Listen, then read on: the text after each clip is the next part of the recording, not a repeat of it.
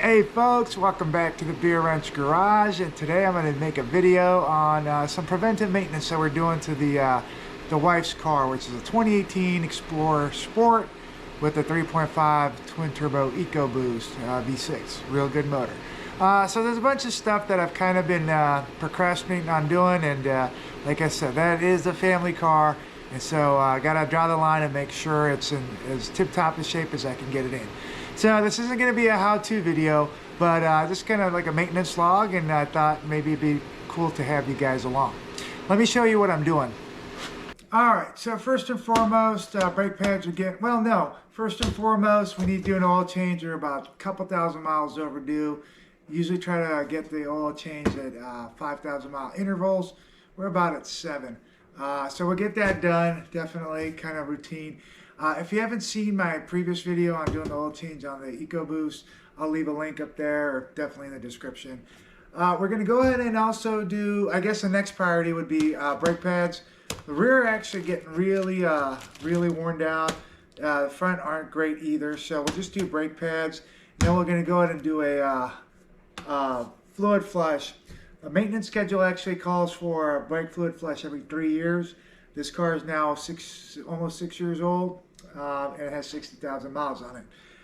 Interestingly, the brake rotors are in really good condition, knock on wood, so we're not touching those, but we're going to do brake pads, and as you can see, we're going with either OEM or really high quality parts. So when it comes to the family car, I like to, like I said, make sure we're as tip-top a shape as we can be, and the OEM brake pads lasted 60,000 miles. They still have life on them, so I figure, you know, I'll just go ahead and go with the Motorcraft Ford. I always put OEM transmission fluid in any of our cars that like are newer, right? Like something I'm really trying to maintain a high level. Always go with the OEM transmission fluid. If you haven't already, go ahead and give me that thumbs up.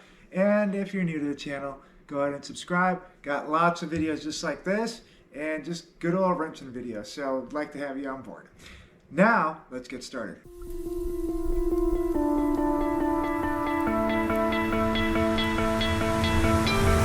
You stole my heart of gold after my silver soul.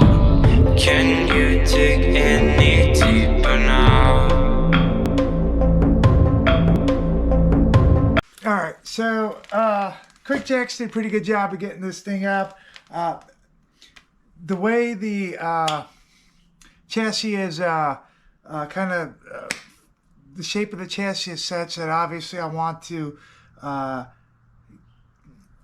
shade towards the front as far as the lifting point. So just to make sure, because obviously the more of the weight of the vehicle is going to be in the front. But and let me show you what I'm talking about.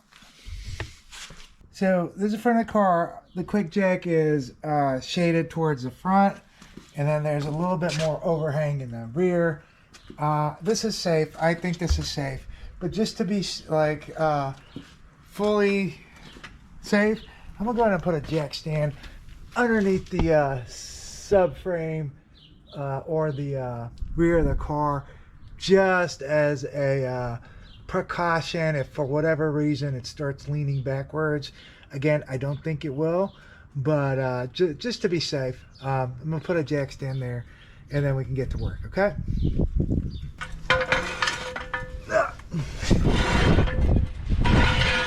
So we'll go ahead and toss this girl.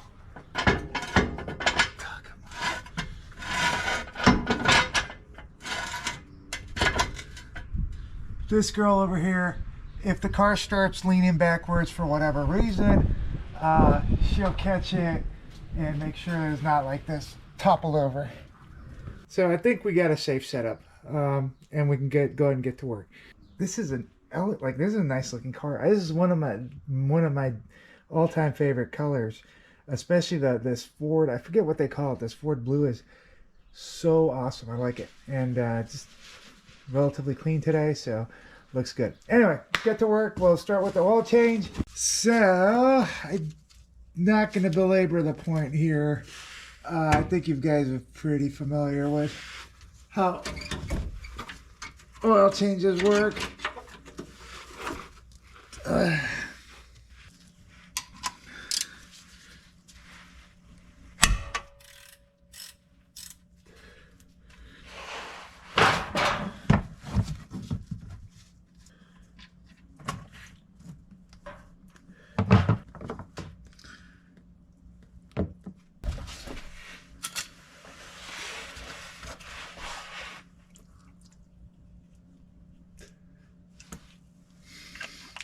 And just for curiosity's sake, we'll go ahead and take a sample and send it in to get analyzed. Not that I have any concerns about this motor, but again, it makes for just fascinating analysis, fascinating data. So everything else looks pretty good. We can get this filter off. So as you can see, this filter was replaced about 6-7 months ago, and current odometer reading is 63,181. It was replaced at 56,782. So it's almost 6,500 miles.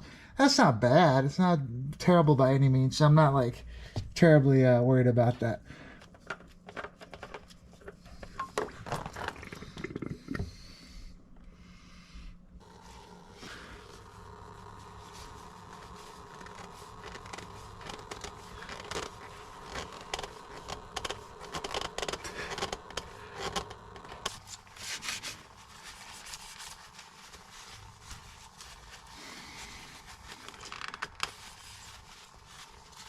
All right, I'm gonna say that looks pretty good. We got a little drainage still coming from the oil pan, but not something I'm gonna worry about too much. So I'll go ahead and start buttoning this up and move on to transmission and brakes.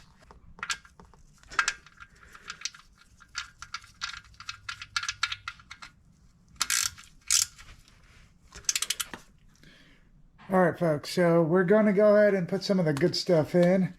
Amsoil Signature Series 5W30 Signature Series, which is the top end Amsoil, and it's supposed to be the I don't know, the blend for turbo cars or whatever. Either way, top shelf oil. Again, I try to maintain the family car to the highest level possible. So this will take 6 quarts, and we can scratch oil change off of our to-do list. So folks, we just, like I said, we did the oil change. We're gonna go ahead and move on to getting some of that ATF transmission fluid out. Now, I'm gonna take this second here to really give a big thanks and a lot of credit to YouTube channel gentleman by the name. The YouTube channel is called Ford Tech Makuloco. I'll leave a link in the description. But if you have any kind of Ford, like modern Ford, modular Ford, Ecoboost, 4654 kind of like questions, look that channel up. He did a great video on how to change transmission fluid on these vehicles. So I'm not going to go through the how-to. There's a couple little differences on the Explorer versus the vehicle he was working on, which is like a Fusion or something. So I want to say the Explorer has the 6F35. Either way, it takes Mercon LV. And according to Ford Tech Makuloco and good just common sense, you know, it won't hurt to drain and fill your fluid every about 30,000 miles. So it's been about 30,000 miles since I've done it on this car. And I'm going to show you how easy it is, so we might as well do it every few oil changes. Let me just show you. All right. So if you come down here, you don't even have to take the cover off or anything under the car, the engine. You can see the transmission right here.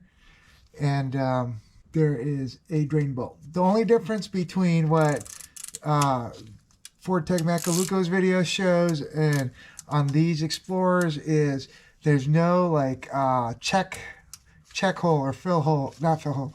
There's no check hole on the side of this particular transmission. You drain it here, you fill it from the top, and it's actually got a dipstick to check it when and fill it when it's hot. For now, we're gonna drain it.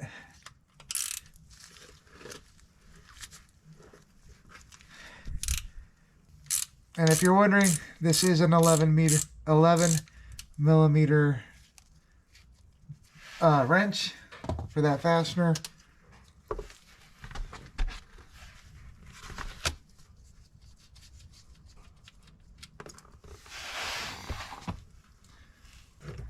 And this is surprisingly dark for not being as old as it is. So not super happy to see the condition of this fluid. I was hoping it'd be a little bit better looking.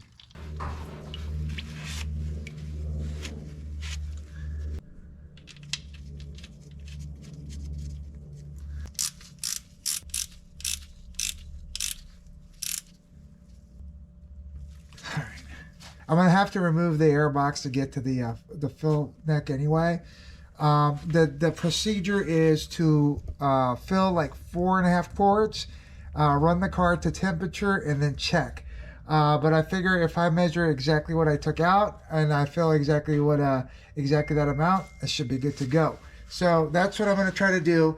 But either way, I'm not gonna do it right now because I want to go to do the brakes, and I'll do that after I lower the car some, just so it's a little bit easier to get into the engine bay. So let's move on. We got transmission drained.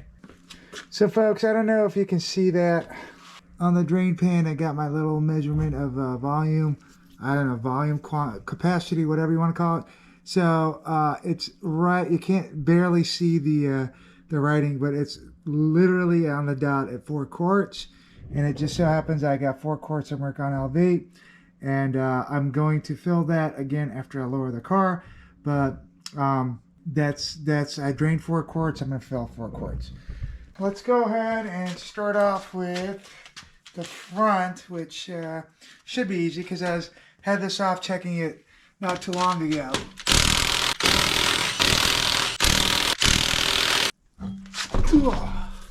All right. So these are 17 mil. That's one. Sometimes my fat ass does come in handy. Adding a little bit of a weight behind that pole made it nice. Anyway, don't ignore the little bandage on my arm.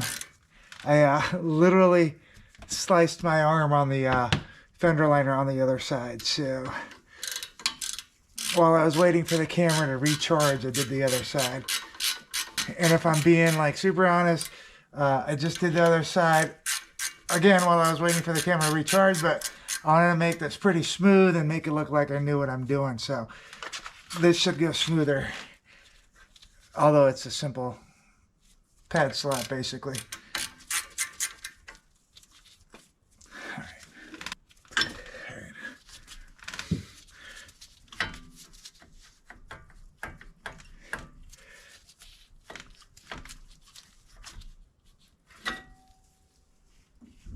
I'll go ahead and put this over here for a second. The only real item of note here is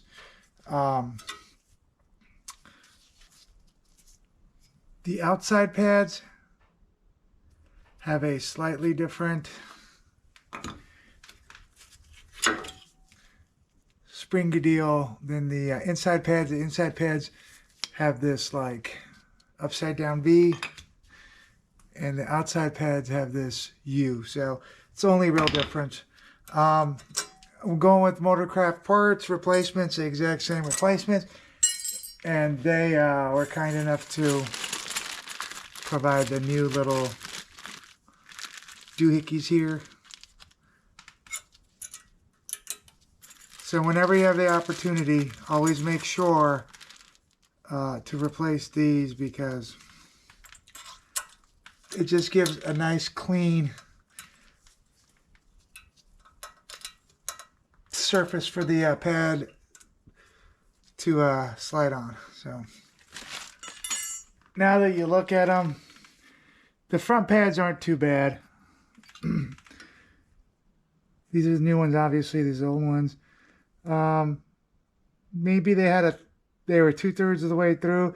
Not terrible. They definitely can use replacement, but It wasn't like it was like this immediate need, but hey, you know what? Since we have them, let's get them done. Quick and easy way to compress the piston is there's a couple ways you could do it. You could use big channel locks. I could do that. I'm just going to use one of these C-clamps, I guess they're called. Position your caliper so you got some room. You know, I am stressing the hose a little bit, but not to the point where it's gonna damage it, so I'm not worried about that. This actually looks like it was almost perfectly made for a C-clamp like this, because it got a little bit of a area for that piston on the clamp to push. And if you can see, it should just really easily compress these pistons here. So these pistons are going to go right in, and obviously this is going to make it so we can put our caliper back on a fresh set of pads. Keep going.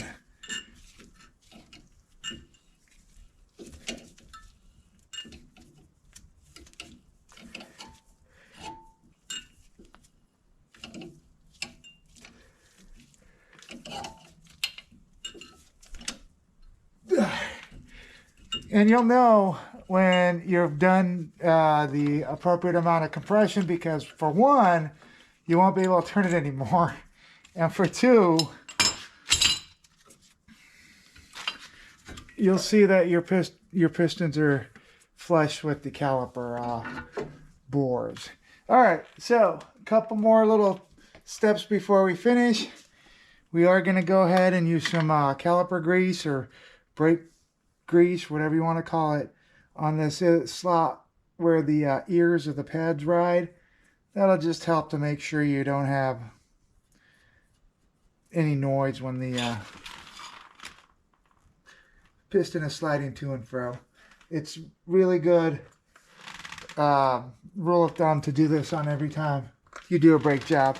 Even if you're just pulling the pads out to inspect them, you can just re-grease them.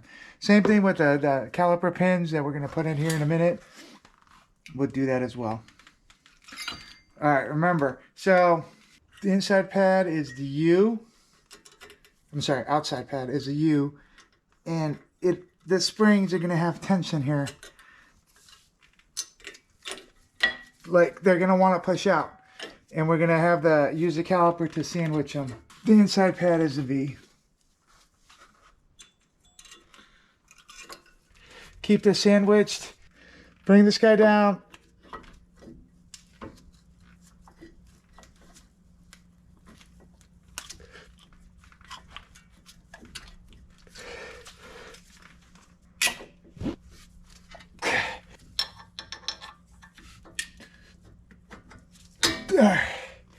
Put that in there for now just to hold it.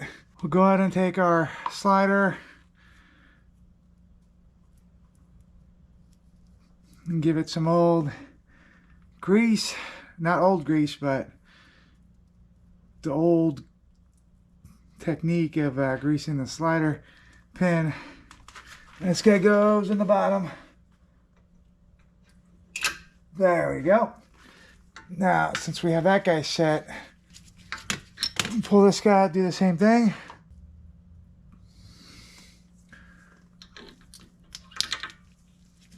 And go ahead and tighten them up.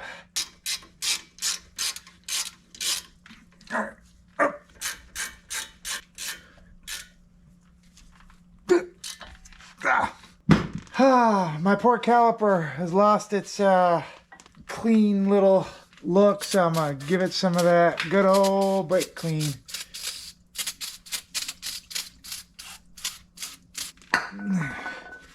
And return that nice silver appearance back to this guy. And so you can see how it slides nice, and because the pistons are depressed, it slides nice and smoothly. Once we apply the pedal, the pistons will come right back out. Give it that clamping force. Now that I'm in here, not that it's necessary, but I just don't like how some of these components are starting to get old. And I'm going to just use a little bit of Croil or maybe fluid film and just go over it. Make sure we're not getting like too rusty and crusty down here, because in about 30 or 40,000 miles, I'm gonna do the suspension component. So let's make sure we're trying to get ahead of that rust a little bit. So this actually seems like a pretty decent product. I haven't used this, I don't think, ever. And I'm a big fan of Amsoil products. So let's give it a try, see what it does. Yeah, it's very similar to fluid film, it looks like. Little stronger now. You cashed in on my promises. You know I'm too generous. Now I've learned to never help you out. Alright folks, let's go ahead and do the back end, which I think is a little bit easier than the front ones.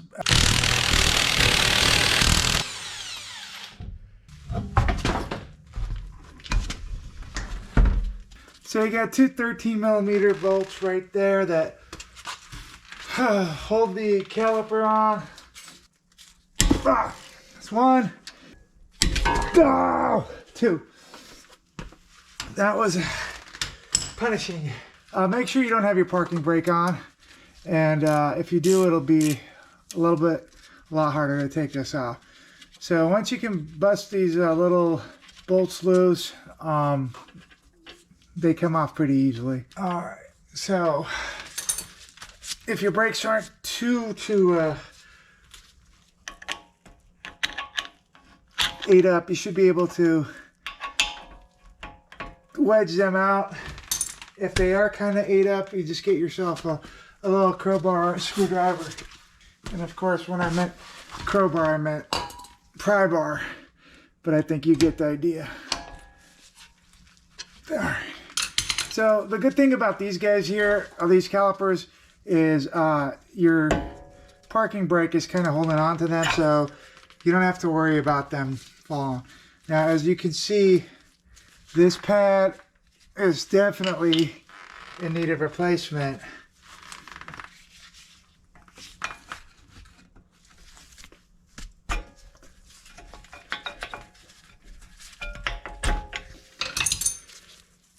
As is this pad. So these rear pads are at the end of their lives. Literally had a millimeter left of material. So this is a timely brake job. So let's go ahead and get these sliders. I mean, not sliders, these brackets for the pads. Let's get them out. Okay, got those. We'll put some the replacements that came with the new pads in. These are slightly different than the ones that came off the bracket originally, but they work just fine. And as I said before, it's a good idea to give these guys some nice grease. All right, so get that out of the way for now. Other thing you want to make sure to do is these slider pins are important to make sure they're greased. These ones, they're fine because both pads, when I pulled them off, they had even wear. Every once in a while, when you do a brake job and you pull off the pads and one is less worn, if there's a disparity in the wear between the pads, you know that it's sticking, the caliper is sticking. And to prevent sticking calipers, you want to make sure that these pins are really well greased and free to move. That way you avoid sticking calipers and uneven wear. All right, now the part that really kind of I guess is the hardest part of the rear end here brake job is depressing the piston. So folks typically get frustrated with these forward pistons because you need like a tool like this to rotate. They have to rotate and push in. And you can get a tool like this really cheap. You could probably, well, I know you can rent them at the auto parts store, but you can go on Amazon and get like a disc brake piston kit. I'm sorry. Yeah, that's what it would be, a disc brake piston kit. And comes in various sizes and like brackets. For this one, you get one of these brackets that looks like a brake pad, and you slide it over the tool like so. You're gonna, let's see.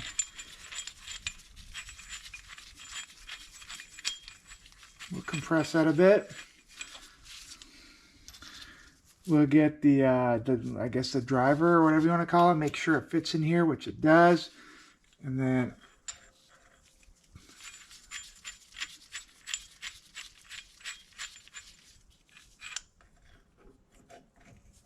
when you have it set up, you can then go ahead and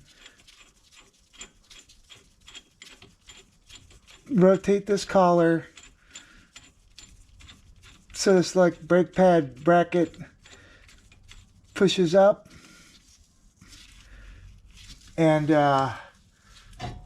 engages the caliper.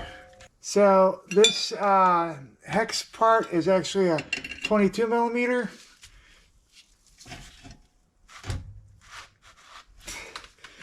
And you tighten it down, or you can even use an adjustable wrench. And here's the hard part.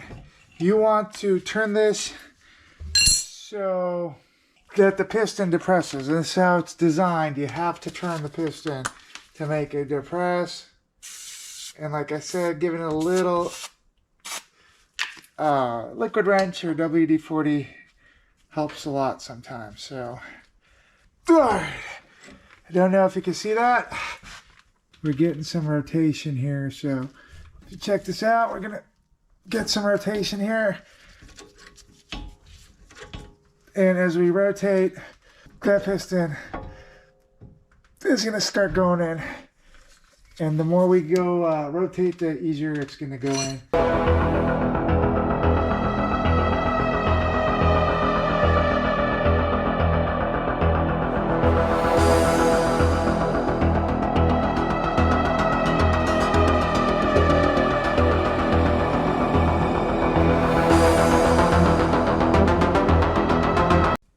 There we go. It will not go anymore. That is done. All right, good. So, once we have that, we can loosen up our hex portion and remove our tool. And you can see how far the piston has compressed into the bore. It's like, it's even with the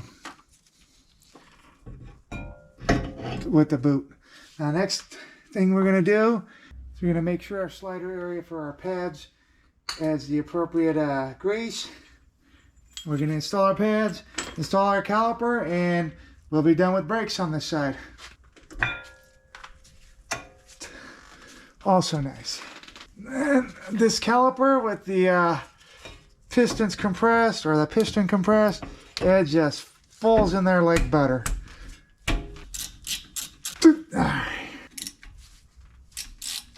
All right, that looks good, real good. So just like I did on the other wheel well, and I'll just go ahead and do it all the sides. I'm gonna hit everything with a little bit of this Amsoil kind of, I guess it's rust protector, metal protector.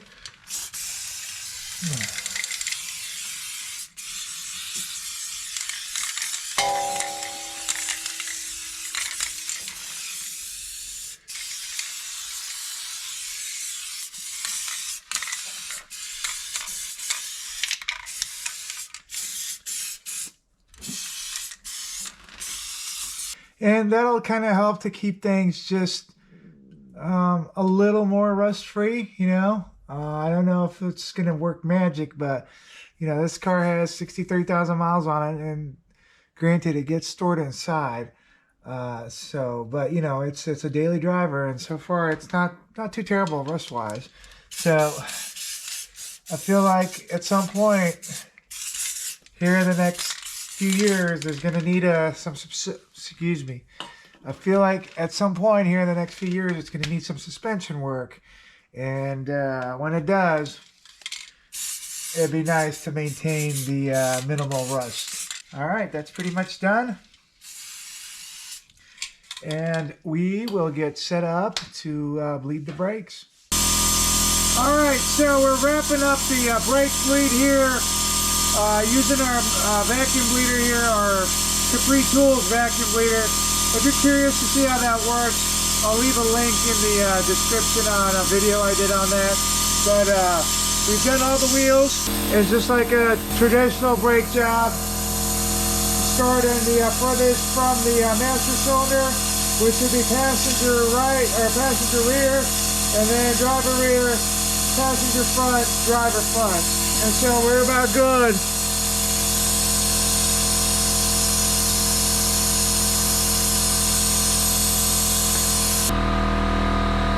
Use about a half bottle of the Liquimoly .4 brake fluid.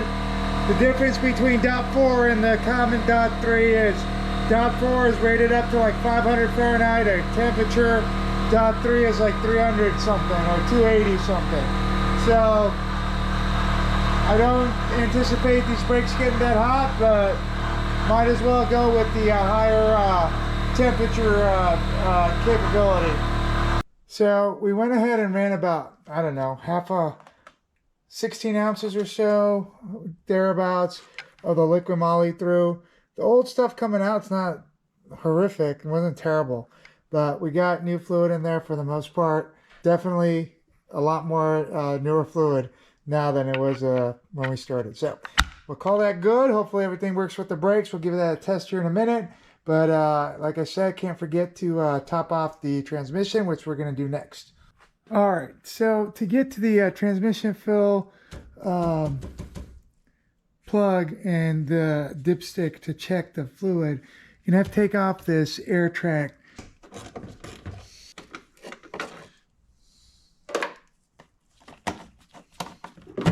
All right.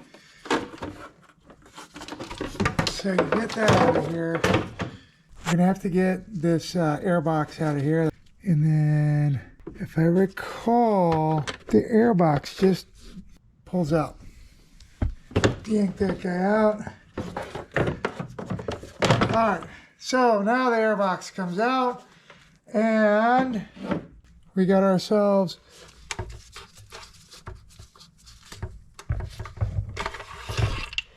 the transmission fill.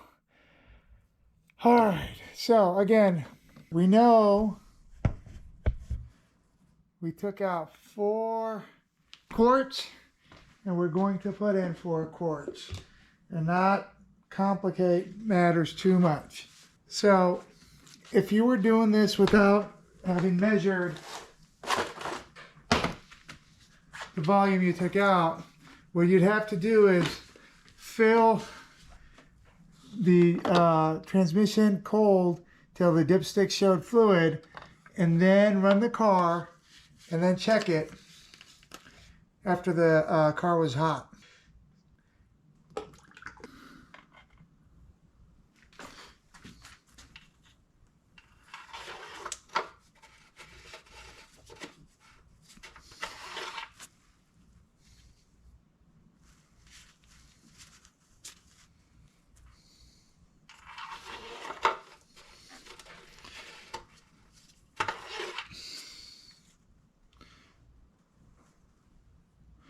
So you already see some on the dipstick, and we know that when this fluid heats up, it expands. So again, we took out 4 quarts, we put in 4 quarts. I'm not going to stress and worry about the fluid. It's the right level. All right, now this is just about the reverse of what we earlier did. Put this guy in,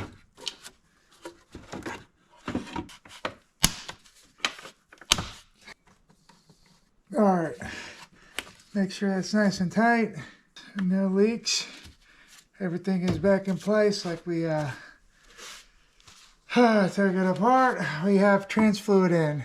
We have oil in. We have brake fluid in. So I think we are ready to lower the vehicle and go for a test drive. Well, folks, that's another job well done. Just got back from a test drive and brakes are working fine. She's shifting good, perfectly. Everything's running smooth. So that just feels like a really good job and very fulfilling. What we ended up doing, oil and filter, pads front and back, and then brake fluid flush, and transmission ATF drain and fill. And then, not to be outdone, again, it's preventive maintenance, so we went ahead and rotated the tires. Now, when I rotated these, they're specific sided tires, like they're unidirectional. So these have to stay on the left, and you'll see on the tire it says left. Like, if you can see that, it says left. So basically, these were the rear ones, came up front. Just want to make a point that not all tires can do the crisscross. Sometimes when tires are like unidirectional, like these guys are, they have to go from front and back. So it's not much of a rotation, but the front pair were a little bit newer, had a little bit more tread on them. So they go to the back. It's up for debate, but I think it makes it a little bit more stable. I hope you enjoyed watching that. Not much of a how-to video, but just a little maintenance log. I think this car looks great for 63,000 miles and feels great, and I hope to get at least another 60 or 65,000 miles before we really sit down and decide what to do with it. So, hope you liked that. If you liked it, please give me a thumbs up. Please subscribe and leave comments. Let me know what you think and how you do preventive maintenance if you have any questions on what we just did. Otherwise, thank you, and I'll see you on the next video.